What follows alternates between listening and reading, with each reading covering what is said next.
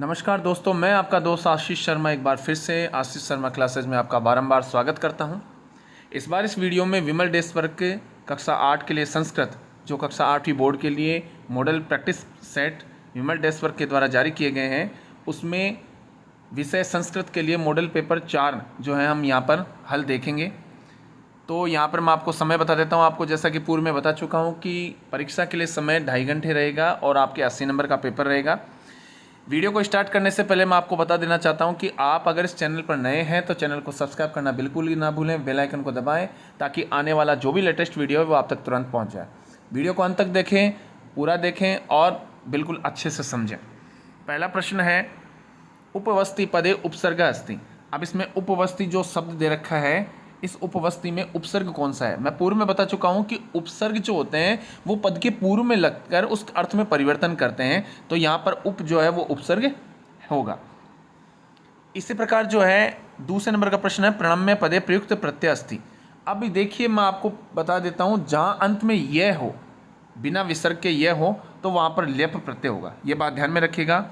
कत्वा प्रत्यय की बात करता हूँ, अंत में त्वा शेष हो तो वहाँ पे कत्वा प्रत्यय, अंत में तुम शेष हो तो तुमुन प्रत्यय, अंत में यह शेष हो तो लेप प्रत्यय, ठीक है। और अंत में त्वत जो तव्यत प्रत्यय दे रखा है तो इसमें तव्य शेष रहता है, तो वहाँ पर तव्यत प्रत्यय हो जाएगा। तो यहाँ पर अपना आंसर हो जाएगा लेप, ग नंबर। इसी प्रकार तीसरा प्रश्न है, जनकेन सह पुत्र आगत है, अस्मिन वाक्य अव्यपदम किम। अब देखिए अव्यपद जो है वो अव्यपद की बात करते हैं यहाँ पर, तो इसका अव्यपद हो जाएगा सह। अव्यपद क्या हो जाएगा? सह। इसी प्रकार देखते हैं चौथा प्रश्न है, अस्मिन बिले सिंह अस्ति। इस बिल में शेर है, तो इस वाक्य में सर्वनाम पद है। तो देखिए जैसा कि मैं पूर्व में बता चुका हूँ कि जहाँ पर जो कर्ता होता है अधिकतर वो वहीं पे उसका जो है वो सर्वनाम होता है, तो अस्मिन इसका सर्वनाम हो जाएगा। पांचवा प्रश्न है कि महाराष्ट्र से प्रथमा शिक्षिका आसीत। महाराष्ट्र की जो प्रथम शिक्षिका थी वो कौन थी? तो इसमें हो जाएगा सावित्रीबाई फूले। इस प्रकार छठा प्रश्न है कि इयम धरा कस्मीन भांति। ये जो संपूर्ण धरती है वो किसके समान प्रतीत होती है?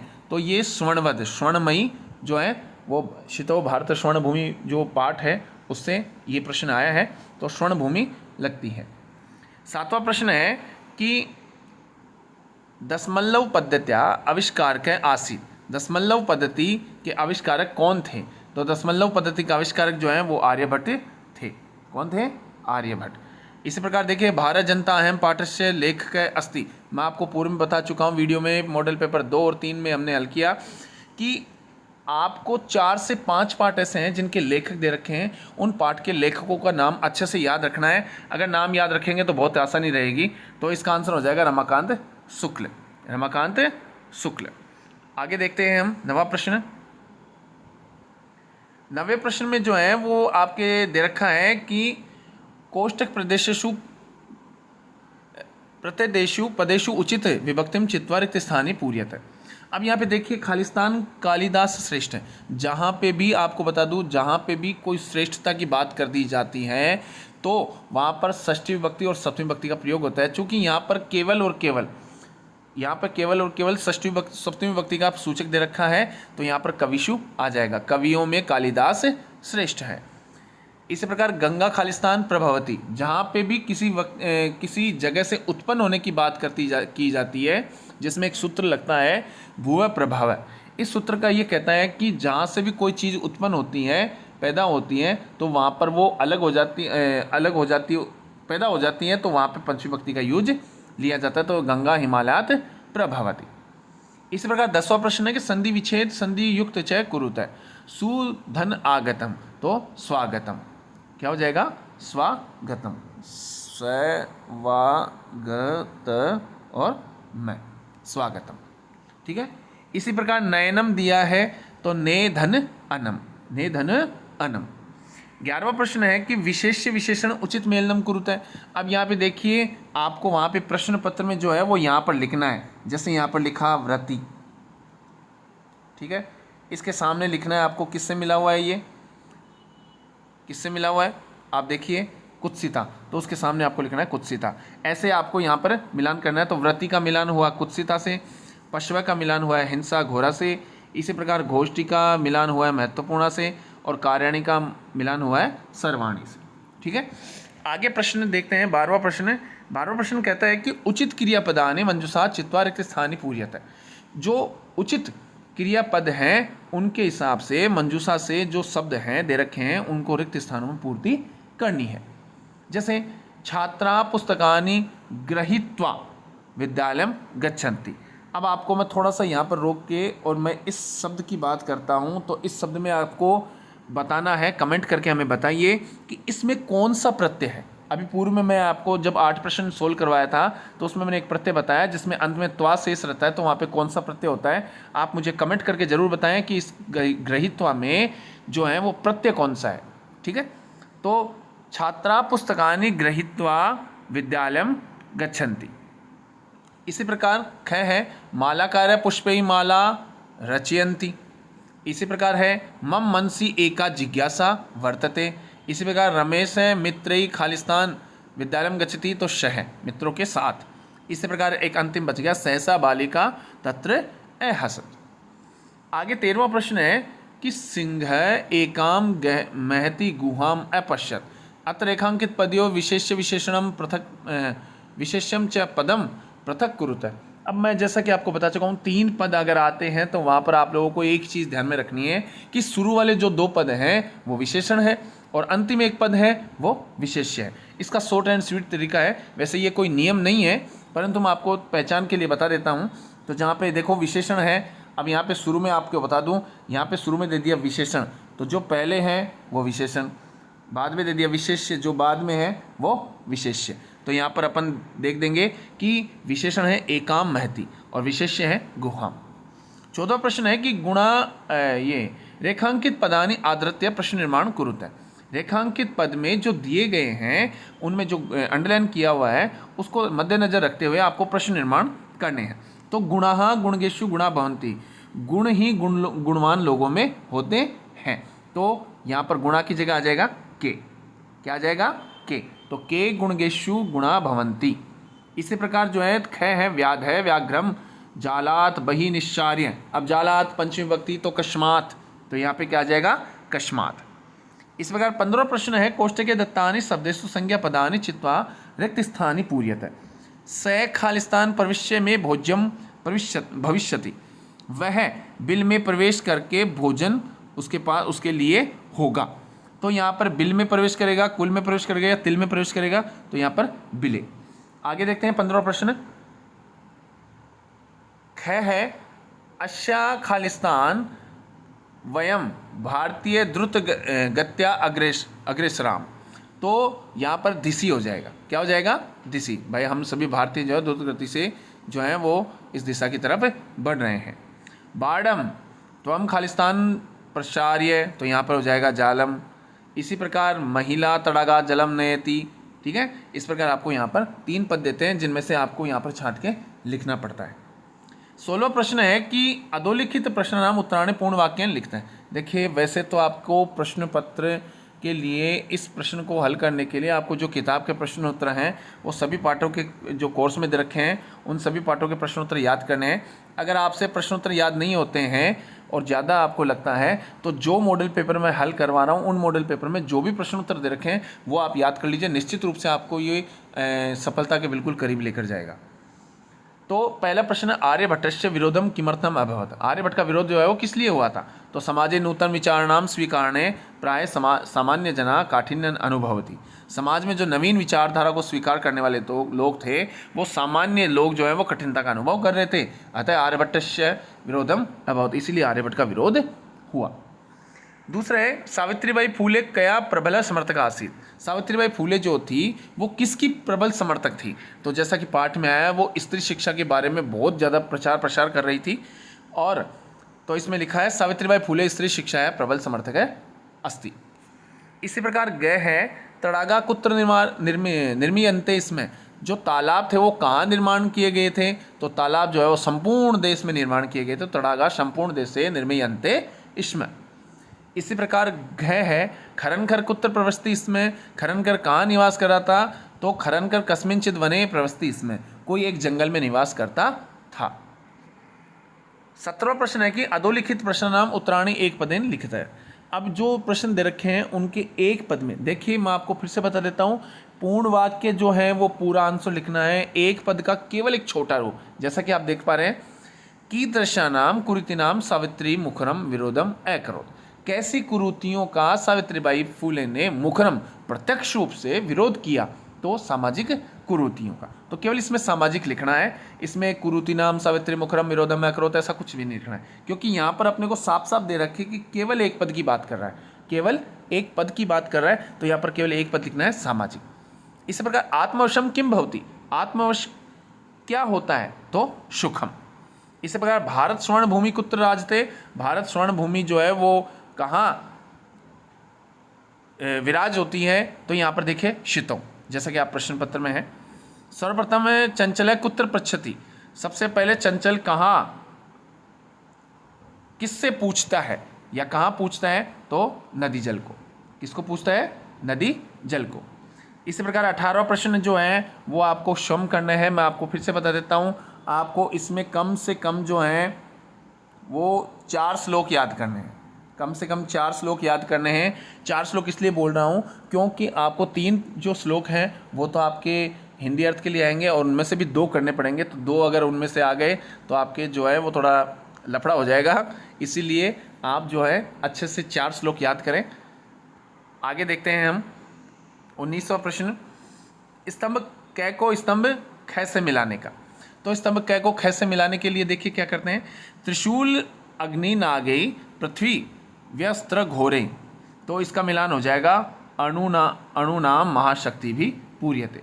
इसी प्रकार सदा पर्वणाम उत्सवानाम धरेयम, इसका हो जाएगा शितो राजते भारत स्वर्ण भूमि। इस प्रकार वने दिग्गजनाम तथा केसरी नाम, तो तटीनाम मिय इयम वर्तते भूधराणाम। इसी प्रकार संपूर्ण सदैवास्ति खाद्यान्न भांडम, तो ये एक ही बचा है, नदीनाम जलम यत्र पीयूष तुल्यम। ठीक है, इस प्रकार यहाँ पे आप लोग यहाँ पे इस रिक्त स्थान में लिख देंगे। 20वां प्रश्न है कि एक चित्र देख करके आपको इन जो पद दे रखे हैं, आपके ये जो पद दे रखे हैं, इन पदों को शामिल करके आपको यहाँ पर वाक्य निर्माण करने पड़ते हैं। परंतु एक बहुत अच्छी बात यह है कि वाक्य निर्माण करने के लिए कुछ शब्द जो है, कुछ वाक्य जो है वो आपको इसमें लिखे होते हैं, केवल आपको खालिस्तान की पूर्ति करनी होती है। जैसा कि आप इसमें चित्र में देख पा रहे हैं। अब देखो पहला प्रश्न दिया इसमें, एतत् खालिस्तान चित्रम। अब ये चित्र किसका है, उद्यान का है। एका बालिका खालिस्तान, अब एक बालिका, यहाँ पर देखिए ये एक बालिका क्या कर रही है, झूला झूल रही है, तो यहाँ पर लिख देंगे दोला। मतलब दोला का मतलब होता है झूला, ध्यान रखिएगा, दोला का मतलब क्या होता है, झूला। इस प्रकार वृक्ष खालिस्तान शोभन्ते, अब वृक्ष पर कौन बैठे हैं, ध्यान से देखिए, वृक्ष पर बैठे हैं पक्षी, वृक्ष पर क्या बैठे हैं, पक्षी, तो यहाँ पर पक्षी कर देंगे, खगा कर देंगे। इसी प्रकार एक ही बचा, तो आम वृक्ष चटका कूजंती, आम के वृक्ष पर जो है वो चिड़ियाँ जो हैं वो कूंज रही हैं। इसी प्रकार आगे देखते हैं। अब इसके अथवा में जो है वो मंजूषा है, वो आपको इस प्रकार देता है कि कुछ मंजूषा शब्द दे रखे हैं और इनको इन रिक्त स्थान में आपको भरना होता है। तो देखिए यहाँ पे देखते हैं, कहानी दे रखी है, एकस्मिन नगरे को अपनी ब्राह्मण वस्ती, इसमें एक नगर में कोई ब्राह्मण रहता था। तस्य गृहे पुत्र समुत्पन्न, ब्राह्मणेन एकन, उसके घर में एक पुत्र उत्पन्न हुआ। ब्राह्मणेन एकन नकुल अपि पालित, ब्राह्मण के घर में एक नेवला भी पाला जा रहा था।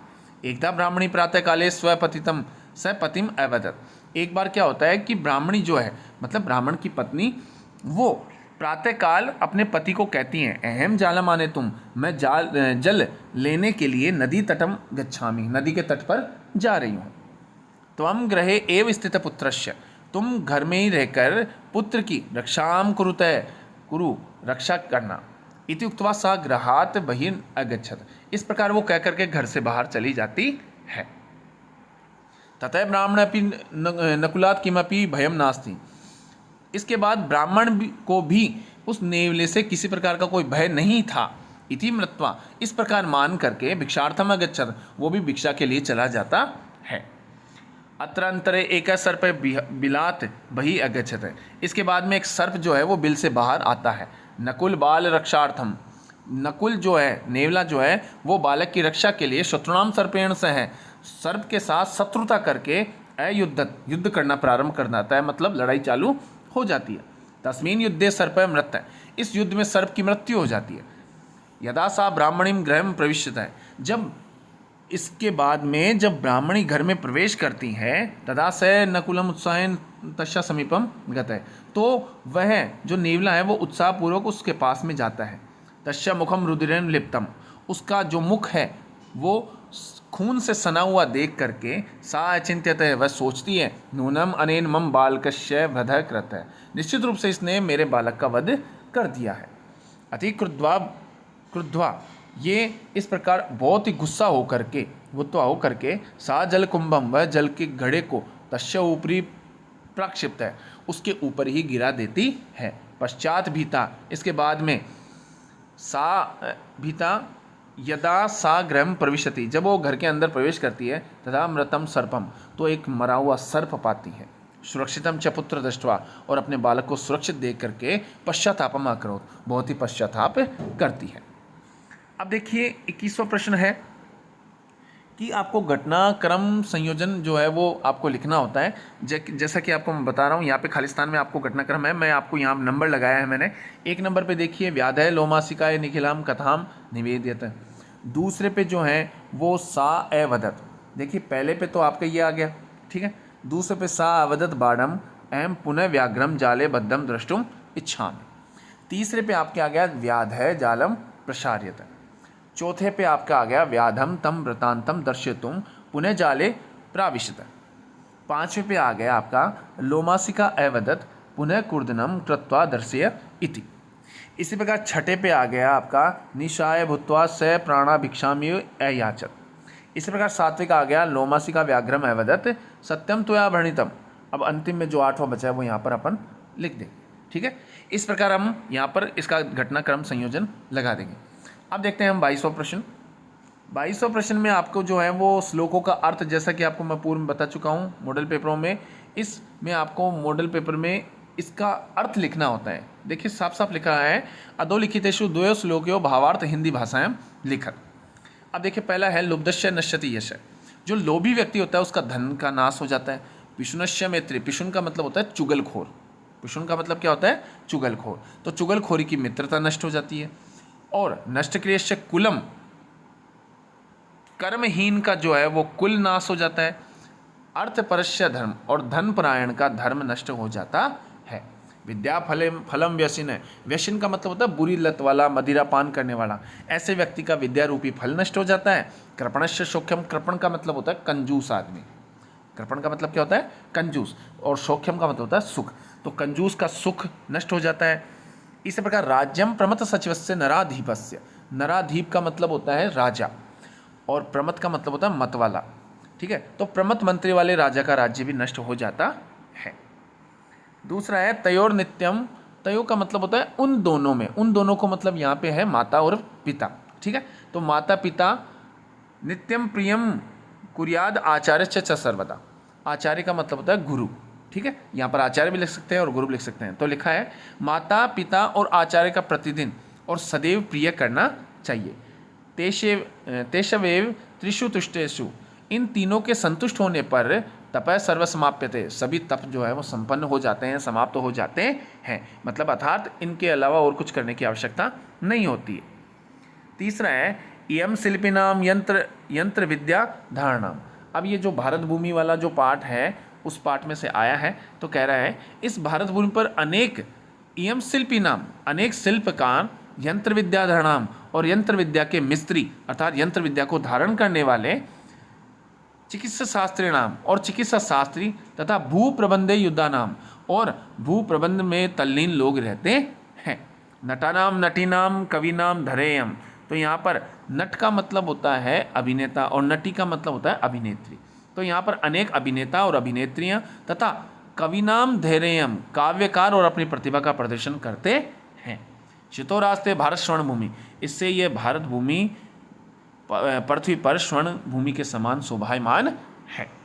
आगे हम देखते हैं 2300 प्रश्न जो है वो आपको शोम को करना है। वो इसलिए मैंने किया है क्योंकि आपको मैंने पिछले मॉडल पेपर में बताया था जो भी प्रश्न पाठ हैं आपके, उन पाठों का हिंदी सार एक बार आप अपने कक्षा अध्यापक से, आप अपने विषय अध्यापक से, संस्कृत के गुरुजी से जो है विद्यालय में बिल्कुल पढ़े, ताकि आपको जो है वो 2300 प्रश्न करने में सहायता मिल सके।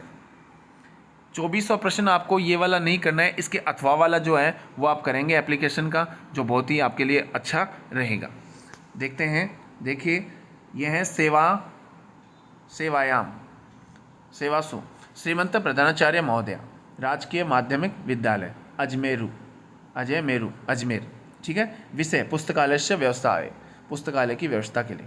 महाशय सविनय निवेदनम अस्ति यत् अस्माकं विद्यालय, मैं आपको विनयपूर्वक निवेदन करता हूँ कि अस्माकं विद्यालय पुस्तकालय से, हमारे विद्यालय में पुस्तकालय के लिए व्यवस्था नास्ति, व्यवस्था नहीं है। रिक्ते कालांश से वयम इतस्ततः भ्रमाम, और रिक्त कालांश में हम इधर उधर भ्रमण करते हैं। पुस्तकालयस्तु आवश्यकता अस्ति, और पुस्तकालय के लिए अति आवश्यकता है।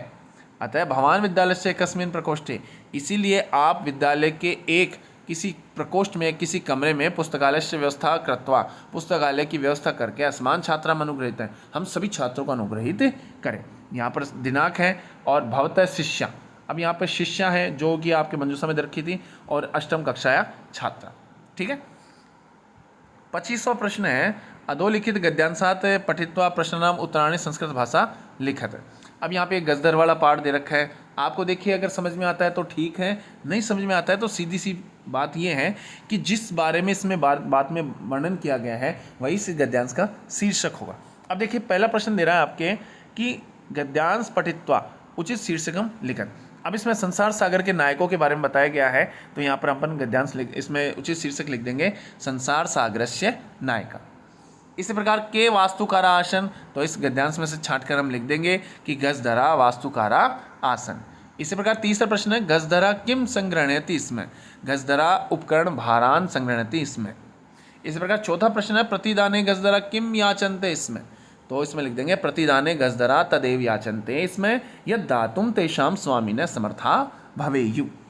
इस प्रकार ये वीडियो आपके सामने मैंने प्रस्तुत किया मॉडल संख्या 4 विमल डेस्वर्क का संस्कृत की कक्षा 8 के लिए, जो आपके बोर्ड परीक्षा में जिस प्रकार के प्रश्न पत्र आएगा उसी हिसाब से, उसी पैटर्न पे आधारित मैंने ये प्रश्न पत्र जो है आपके सामने व्याख्यात्मक रूप से हल किया है। मैं उम्मीद करता हूँ कि आपको ये वीडियो बहुत ही अच्छा लगा होगा, बहुत ही पसंद आ गया होगा। अगर आपको ये वीडियो अच्छा लगा है तो अपने मित्रों से शेयर कीजिए, कमेंट करके मैं बताइए आपको वीडियो कैसा लगा है, और चैनल को सब्सक्राइब करना बिल्कुल भी ना भूलें, बेल आइकन को दबाएं ताकि आने वाला जो भी लेटेस्ट वीडियो है वो आप तक तुरंत पहुंच जाए। और वीडियो को अंत तक देखें, हम ऐसे ही बिल्कुल शानदार वीडियो को लेकर आपके सामने फिर से प्रस्तुत होंगे। तब तक के लिए मैं इजाज़त दीजिए। जय हिंद, जय भारत।